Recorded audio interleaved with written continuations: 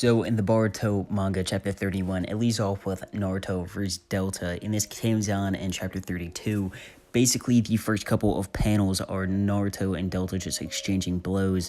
Naruto throws a lava-style Rasen Shuriken, and Delta dodges it, and Naruto basically goes on saying that it doesn't really matter where he hits because since she's a scientific ninja tool, she could definitely just regenerate, and it wouldn't really have any effect on her. KAWAKI and Boruto are then talking, and basically Boruto is saying that he wants to try to catch Delta off guard and kind of surprise her, meaning that's kind of their best hope.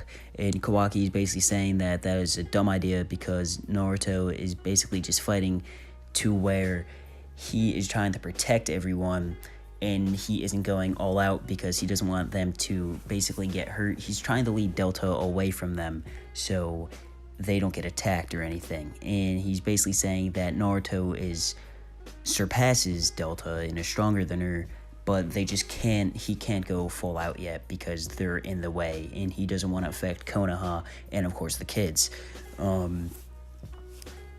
She then basically whips out the beam of light, what they call it. I'm not sure if it's one of her powers from her dojutsu, but that happens, and basically what it could do is it's supposed to be against people that have regenerative powers, and if you get hit by it, basically those regeneration cells vanish, and you can't regenerate in that area.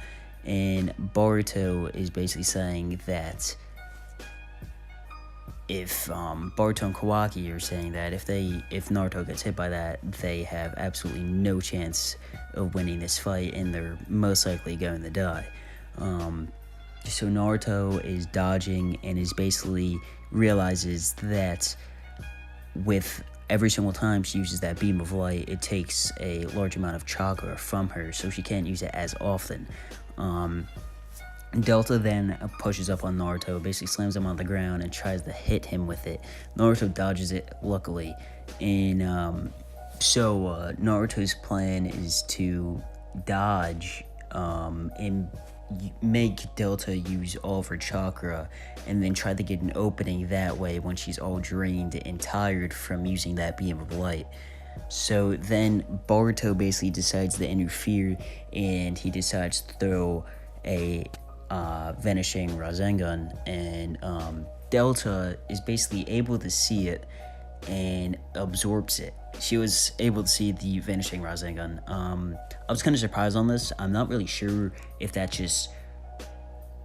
maybe it's just her dojutsu that basically makes her allowed to see it, but it was very, very weird. She basically just absorbed it, and she's most likely going to use that eventually sometime in the next chapter because she did not use it in this one. But Delta basically just gets the idea that since the fight really isn't going anywhere, she could use these kids as an advantage. So she immediately goes after Boruto and punches him straight in the face, and then she takes Himawari. So she takes Himawari and basically holds her hostage and is going to throw her up in the air and then hit her with the beam of light and kill her, is what I'm assuming what would happen. She's most likely going to die from the beam of light. And Naruto is basically going up to try to save her. And of course, it's his kid, so he's very, very protective. But KAWAKI actually comes up out of nowhere and gets hit right in the arm with it.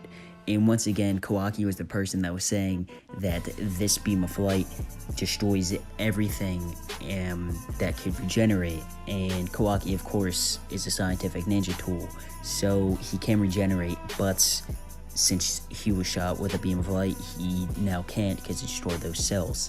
So basically, Naruto and Delta are kind of in shock of what happened.